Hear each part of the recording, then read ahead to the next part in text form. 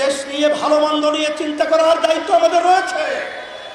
আপনারা যেন কোনো একটা নির্বাচন করবেন, আবার চাঁদাবাজিকে পুনর্বহাল করবেন, আর আমাদের মায়ের কোলে আবার সন্তান হারা হবে, এটা কখনোই আমাদের হুঁশ থাকতে, গলা থাকতে, মুখ থাকতে বন্ধ করবো না, বন্ধ করবো না, বলতেই থাকবো, পরিবর্তন করতেই থাকবো। যারা এক সময় মৌলবাদীদের পক্ষে বক্তৃতা করতেন, এখন তারা মৌলবাদীদের বিপক্ষে বক্তৃতা করার কারণটা কি? এর কারণটা কোথায় জানেন?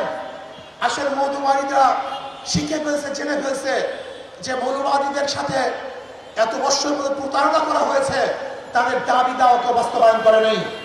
আগেকার সমস্ত নীতি আদর্শকে উপেক্ষা করে ইনশাআল্লাহ এদেশে ইসলাম ছাত্র আন্দোলন ইসলাম হুকুমাত কায়েম করবে।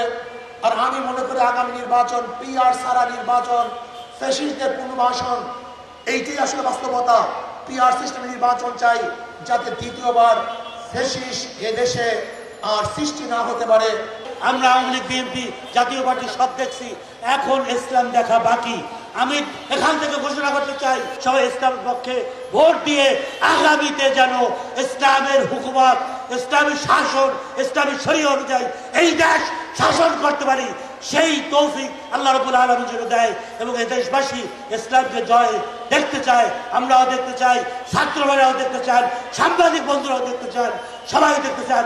আসুন আগামী দিনের ইসলাম এদেশে কায়েম হোক,